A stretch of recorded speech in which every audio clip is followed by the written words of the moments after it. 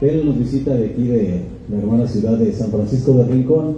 Él nace el 6 de febrero de 1987. Es egresado de la licenciatura en Artes Plásticas de la Universidad de Guanajuato. Su tema de tesis para obtener el título de Artes Plásticas fue historieta semi-abstracta sobre el sueño. Es autor de cómics desde 2013, ha publicado su trabajo en fanzines internacionales, Polo Norte, News, España, Por Vida, Estados Unidos. En junio de 2023 fue seleccionado por el programa de estímulo a la creación y desarrollo artístico TECDA, Guanajuato, en la categoría Creadores con Trayectoria con el proyecto Cerebro en el Mar, novela gráfica sobre inteligencia artificial. En octubre del 2023 participa en el CONACES, Congreso Nacional de Actividades Espaciales, un ficticio reporte de investigación científica en donde se muestran los resultados del diseño, construcción y operación de un detector de conciencia empleado en un ser extraterrestre del año 2886. Ya no llegamos. Su obra más reciente es CRBR 36. Vamos a ceder el uso de la voz aquí a nuestro compañero Samuel Juárez Victoriano para que nos haga favor de compartirnos esta bonita experiencia de este libro que él nos va a compartir. Adelante, bienvenido. ¿Qué tal? Muchas gracias por la oportunidad. Primero agradecer al maestro Gerardo, al maestro Josué por la oportunidad de presentar este libro CRBR 36 en este evento de la segunda feria del libro de Purísima. Siempre pues es muy agotador terminar una obra, ya sea de cualquier tipo, artística o cualquier trabajo. Esta obra me costó 1 año y medio de esfuerzo y finalmente ya pues es una sensación indescriptible ya cuando uno puede tener en las manos ya el resultado final. Hay que decir también o hacer una diferencia entre novela gráfica y cómic. Muchas personas le llaman novela gráfica a los cómics por decirlo de una forma más seria, pero al final, en términos técnicos, una novela gráfica vendría a ser una narración gráfica de más de 48 páginas. ¿Y por qué pasa esto de las 48 páginas? Porque al inicio los cómics fueron creados por fanáticos y lo que se hacía era engrapar las hojas. Ya después de 48 páginas, si uno quiere grapar varias páginas, ya empieza a ser muy complicado y entonces se empiezan a tener que tener otros métodos de encuadernación. Por eso, esa es esta característica la que primero quiero diferenciar. Otra de las cosas de esta novela gráfica en particular es que regularmente los cómics son una secuencia de texto e imágenes y esta novela esencialmente solamente tiene puras imágenes. ¿Y eso por qué? Porque hay una disciplina categoría dentro de la narrativa gráfica que se llama narrativa gráfica wordless, que es hacer historias solamente con imágenes. Ahí, ¿qué pasa? Por ejemplo, no es tan complicado de entender que alguien pueda hacer una historia con puras imágenes, porque de hecho desde los tiempos de las cavernas con nuestros antepasados se llegaron a comunicar solamente con el uso de imágenes. Si yo les digo que quiero expresar el tema de la paz, solamente poniendo una paloma ya se da por sentado ese significado sin utilizar referencias lingüísticas.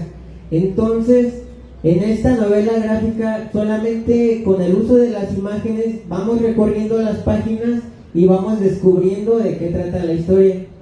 una de las primeras sensaciones cuando hay lectores que se acercan por primera vez a este tipo de trabajos, es curioso porque ahorita me recuerdo el caso del maestro José, que hace unos minutos pudo ojear este trabajo y mencionó que hay que tener a lo mejor un manual que nos explique qué es lo que va pasando.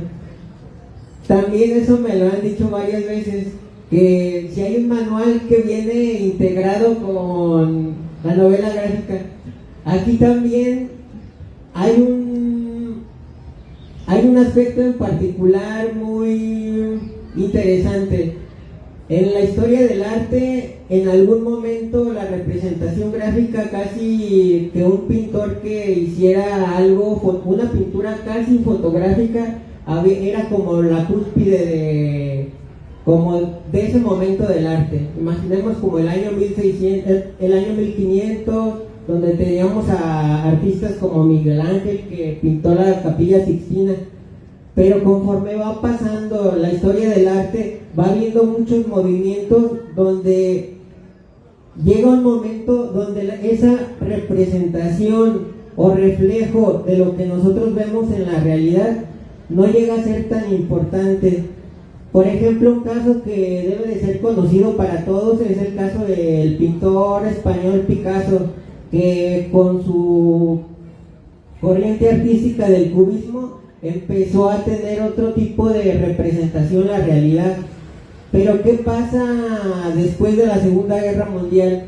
Tenemos, al principio en el Renacimiento se había dicho que el hombre era como lo mejor que había en el universo, y que es lo que vemos después de la Segunda Guerra Mundial. Hay como un periodo de depresión, si se puede decir así, en la espiritualidad mundial por todo lo que pasó en los campos de concentración. Entonces, ¿qué hacen los artistas después de la Segunda Guerra Mundial?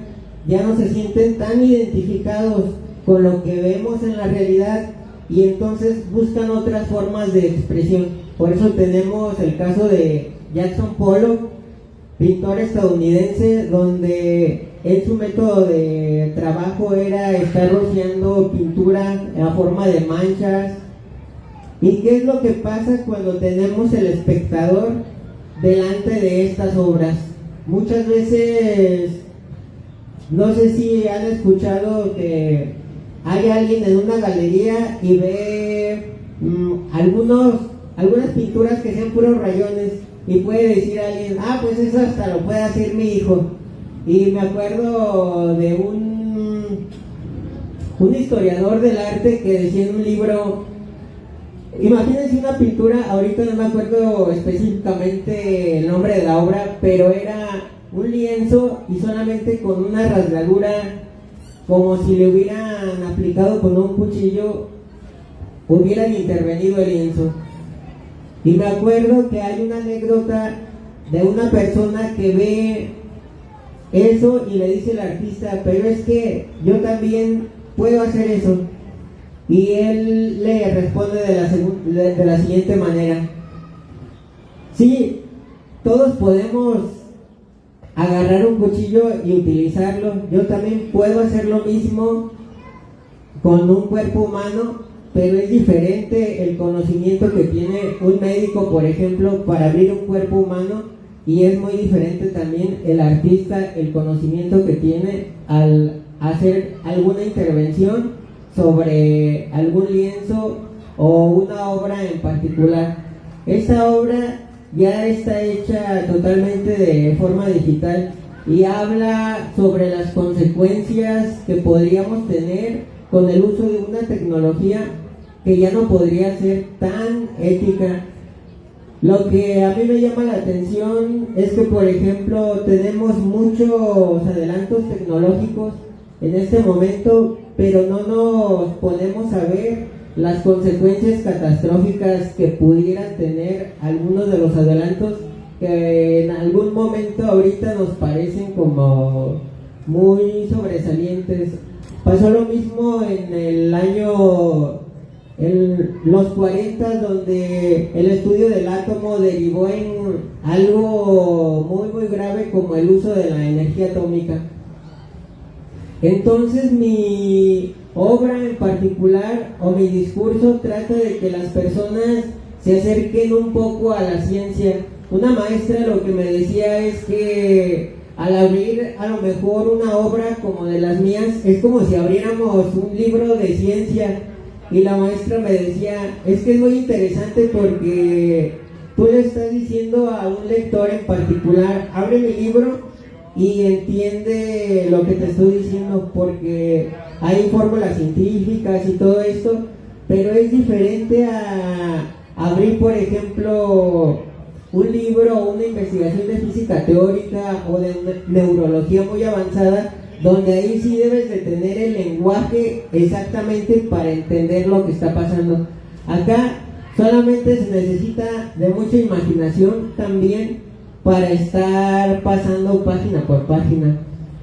¿Qué otra cosa es interesante de esta novela gráfica? Que estuvo desarrollado el prólogo por una investigadora de la UNAM que se dedica a este tipo de secuencias gráficas, que se llama Anabel Chino Guzmán. Otra cosa es que este proyecto fue beneficiado por el programa de PECDA Guanajuato y estuvo supervisado por un escritor de la Ciudad de México cuyo nombre es Isaí Moreno Roque.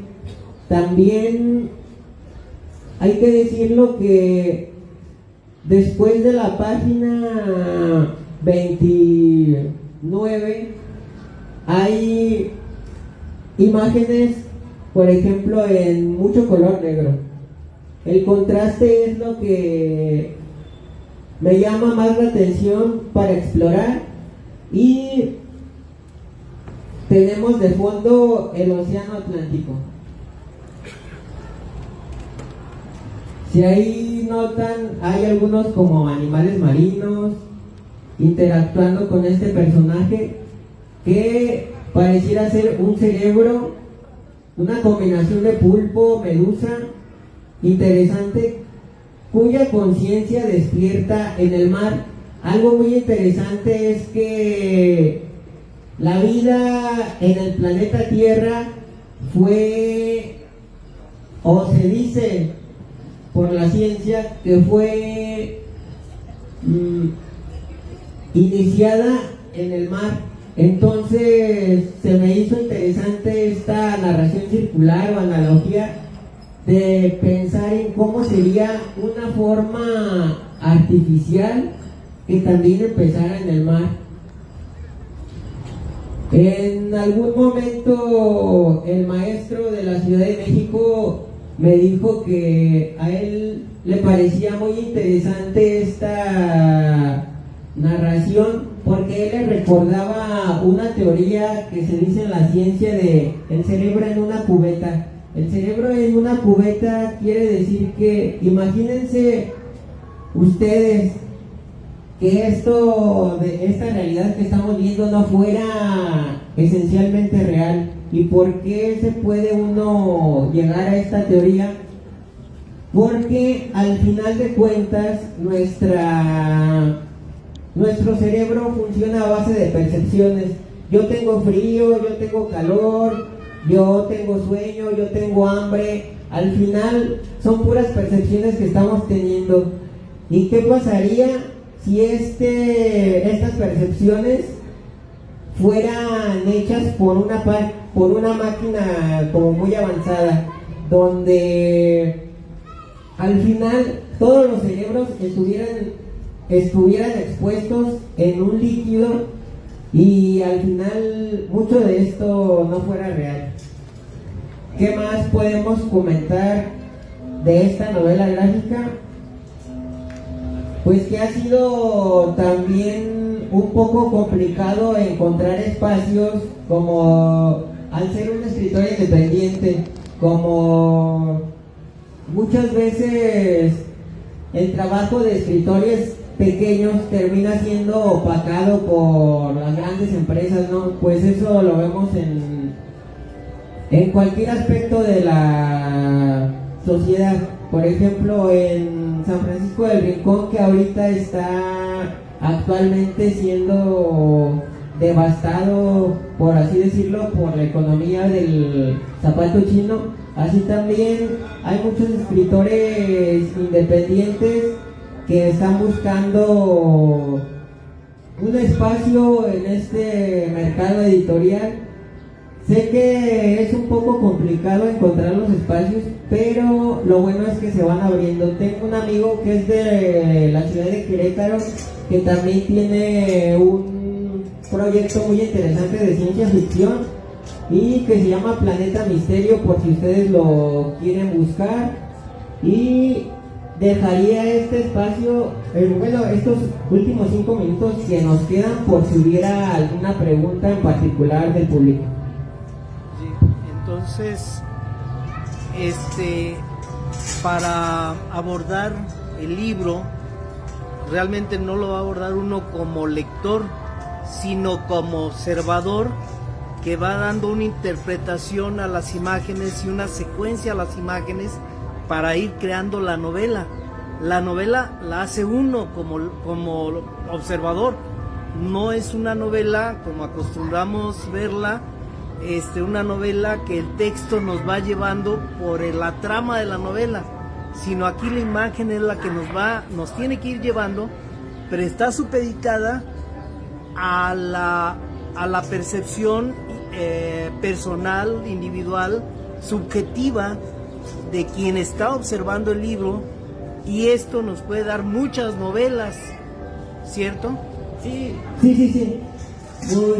Muchísimas gracias por su comentario, maestro, porque sí, al final llega a ser como estos tests de Rorschach que son hechos en psicología, donde le muestran manchas a veces a las personas y le dicen: ¿qué piensas? Ah, pues veo ahí unas flores, veo ahí un perro, pero cada es objetivo, pero lo interesante es de la novela es las interpretaciones que me he encontrado a lo largo del camino. Por ejemplo, les comento de un amigo que tengo de Sinaloa, que me dijo él: yo veo tu novela y la descifro como la vida y muerte de los océanos a supervelocidad.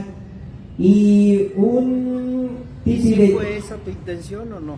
Sí, también porque hay una frase que usa mucho la maestra, donde dice que en las novelas, por ejemplo, novelas gráficas, todo es personaje en la historia. De alguna forma, el océano también tiene aquí su arco de transformación, así como lo tiene cada uno de los personajes.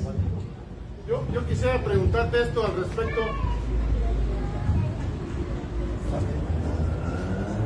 Yo te quisiera preguntar esto al respecto, te lo digo con todo respeto. Tú tienes una intención bien fundamentada en tu obra, obviamente, porque tú la pensaste, tú la estructuraste, tú cuidaste los detalles específicos. De repente, como dijiste del psicólogo que interpreta las flores, el chivo, un lago, etcétera, etcétera, yo le puedo dar mi interpretación, así como el maestro Josué. A lo mejor un niño le da otra interpretación totalmente diferente. No se te hace así como, digo, porque la frustración puede ser frustrante para ti, que a lo mejor tú tienes una interpretación bien clara de tu obra, que eso me queda claro que lo tienes. Un objetivo. Pero también esa frustración se vuelve algo mágico, porque finalmente tú proyectas algo y a lo mejor otra gente interpreta otra cosa totalmente diferente. No te causa así como que te friquea ese hecho de decir, bueno, yo lo quise apuntar por este lado, pero la gente, dependiendo su edad o su nacionalidad o su trabajo en sí también, pudiera darle otra o sea, ¿cómo manejas esa situación de frustración? Y no iba por allá, pero pues podría ser también, no sé. Sí, al final no llega a ser una frustración, por así decirlo, tan grande de decir, híjole, el 100% fue totalmente desfigurado. Sí, no llega a ese punto. Lo que sí me pasó, algo muy interesante que te puedo decir, es a veces de que las personas tienen un poco miedo a acercarse a cosas desconocidas. Hay un una parte del proceso que se llama lectores beta, cuando uno hace una novela, para mostrársela a distinto tipo de sector, poniendo desde niños, jóvenes, adultos. Y me pasó que en un parque le mostré esta novela a una persona que no tenía acceso ni a teléfono celular. Entonces tuvo un poco de miedo al decir su interpretación, porque como lo dices, muchas veces la interpretación depende de los estudios que tienes, del trabajo que tienes, todo. Y esta persona vivía, imagínatelo, era una persona del campo, y él, lo que se me hizo muy interesante después de que sí accedió a ver la novela, es que él me dijo: yo veo los peces y me recuerdan a que yo iba a tal municipio del estado de Jalisco, y él empieza a crear su historia, y también es muy buena, ¿no? Porque ahí menciona algo que a lo mejor él no se había acordado de su biografía, pero que ahí está muy presente. Bien, muy bien, gracias. Muy